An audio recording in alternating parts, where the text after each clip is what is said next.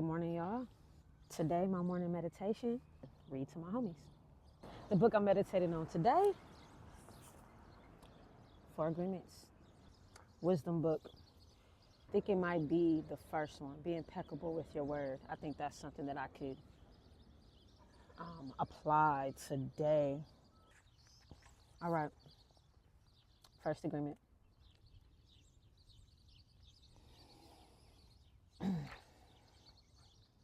Be impeccable with your word. The first agreement is the most important one and also the most difficult one to honor.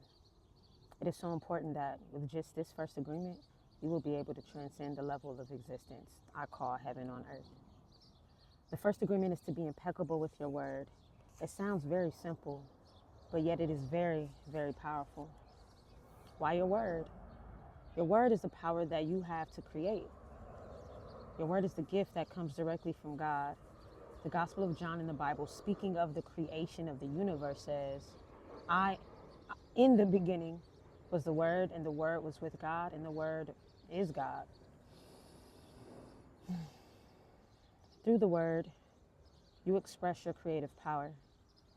It is through the Word that you manifest everything, regardless of what language you speak. Your intent manifests through your word. That's real. Because I used to always think, like, how do people, like, learn different languages? Like, that means that it has to mean the same thing or, like, have the same feeling with a certain, like, like with the energy behind that word. So even if it's a different language, it's that same energy. So I don't know, but that makes sense to me. The word is not just a sound or a written symbol. The word is a force. It is the power you have to express and communicate, to think, and thereby to create the events in your life. You can speak. What other animal on the planet can speak? The word is the most powerful tool you have as a human. It is the tool of magic. But like a sword with two edges, your word can create the most beautiful dream, or your word can destroy everything around you. One edge is the misuse of the word, which creates a living hell. The other edge is the impeccability of the word, which will only create beauty, love, and heaven on earth. Depending upon how it is used, the word can set you free, or it can enslave you even more than you know. All the magic you possess is based on your word. Your word is pure magic, and the misuse of your word is black magic. I'm going to stop right there. That was really powerful. A few takeaways for me is just one, the word being like spirit in general, which is why like the intent behind your word, even when we think about like using profanity or certain different words in different societies and cultures, we think about that dynamic. It also makes me think about everybody has the opportunity and the ability to be good and to be on the good side of this. Pure magic. Even some of the most not so good people, you feel me? But I also believe that in the same sense that good people who use the word on this end could also find themselves on the other side. That black magic, you feel me? And I don't think this is a state of being where it's like I'm on this side, and I'm this type of person. If I'm on that side, I'm like that type of person. I think it's decision by decision. You know what I'm saying? Moment by moment.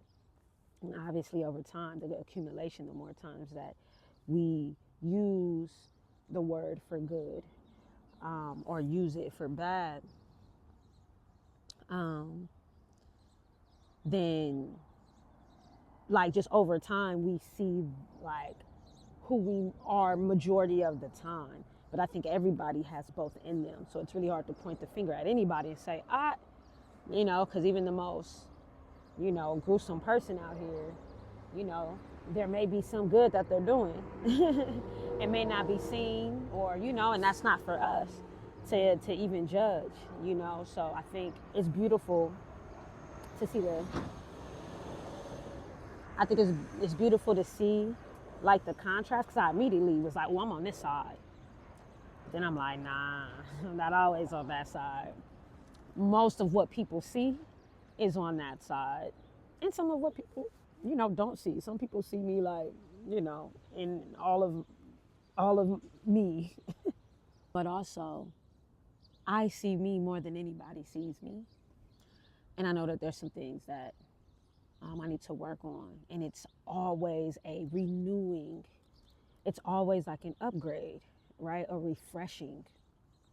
And so, and what I'm going to take to apply this week is just remembering the power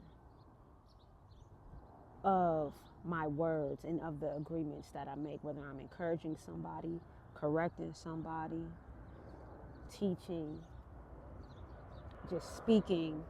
Right now in our Monday night calls, our Grow with the Homies call, we're going over overcoming people pleasing. And last week's call, we talked about like how can we say no, right? And gave some practical tools. And gave some practical tools on how to do that, and that can be tough. And this right here, being impeccable with your word, isn't just about saying that I'm going to do what I said I'm going to do.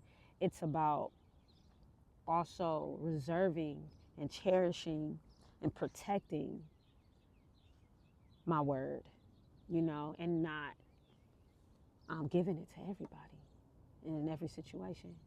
So,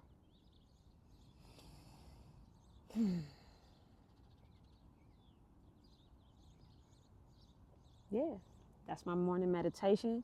I'm going to go ahead and sit and reflect a little bit more on this. And yeah, drop in the comments what stood out for you, and what it is that what you took away from this that you believe you can apply today. All right, y'all. We gonna make it.